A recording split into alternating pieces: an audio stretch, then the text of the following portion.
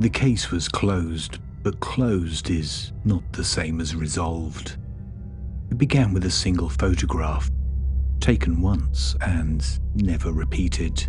The photographer's assistant noticed a vapory form beginning to take shape on the staircase. He called out. The flash followed immediately.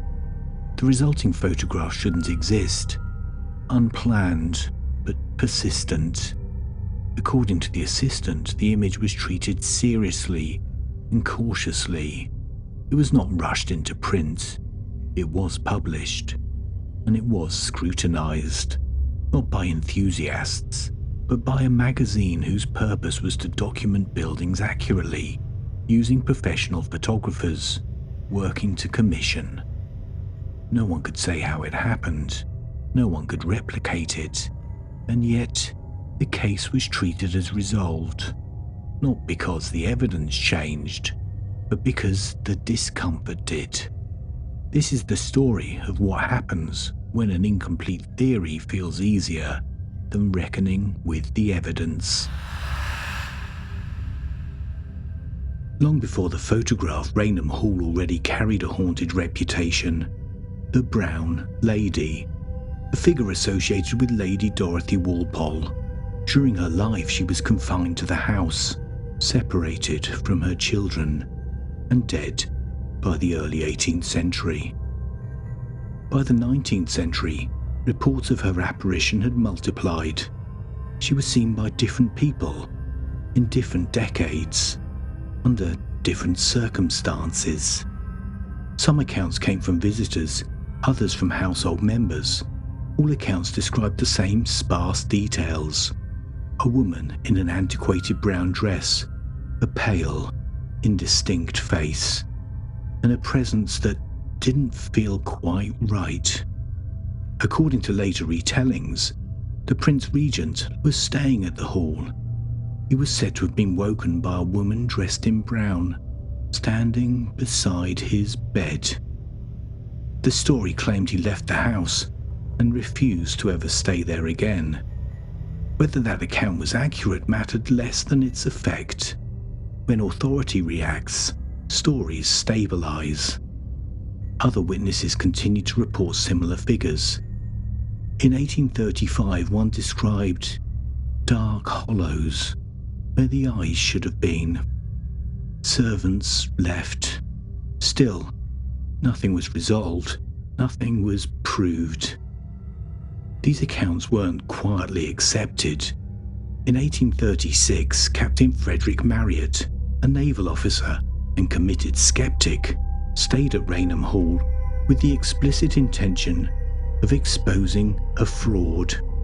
He believed the appearances were staged. When he later claimed to have encountered the figures, he didn't speculate. He acted. Marryat raised his pistol and fired. In his later accounts, he wrote that the figure showed no reaction to the shot and simply faded from view. The bullet lodged in the door behind it. The story gained an ending, but it didn't gain an explanation. After that incident, the sightings didn't escalate. They thinned. They faded. The phenomenon didn't disappear. It stopped demanding attention. The case remained unresolved, and yet increasingly tolerated. In 1926, members of the Townshend family reported seeing her again, on the staircase. Not solid, but not clear. They later said they could see the steps through her. The detail matters, because it shows the phenomenon persisted, but still resisted proof. Up to this point, everything about the Brown Lady could be dismissed as testimony. That changed in 1936, when the story stopped being witnessed and started being recorded. In September of 1936, Captain Hubert C. Provand, a professional architectural photographer, was documenting Raynham Hall for a feature in Country Life magazine, a publication dedicated to architectural documentation, not spectacle. This was no séance, no vigil, no investigation, just architecture. The work was commissioned, the brief was accuracy. According to the magazine's published account, Provand and his assistant Indra Shearer were preparing a shot of the staircase when Indra noticed something unusual. He reported seeing a vapoury form beginning to take shape on the stairs.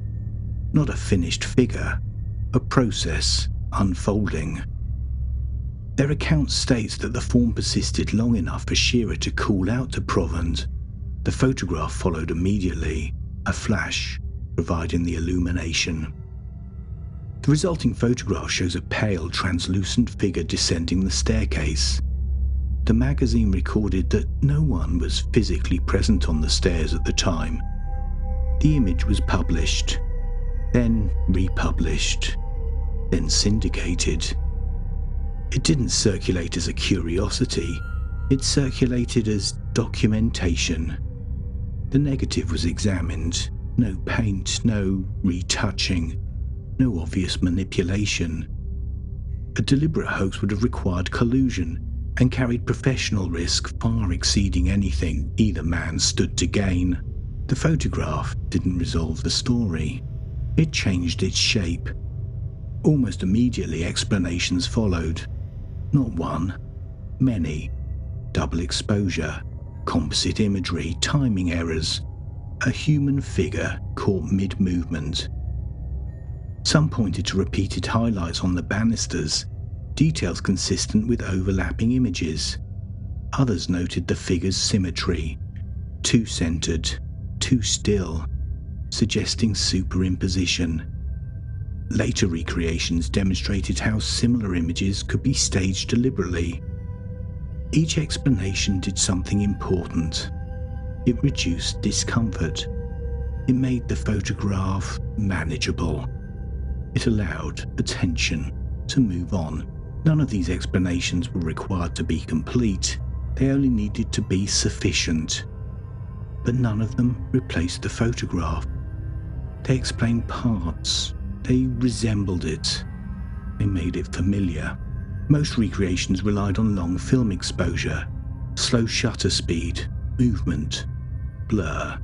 But the original photograph was taken using a flash, not a long exposure reliant on ambient light. The resemblance was convincingly reproduced. The conditions were not the same. That gap should have mattered. It didn't.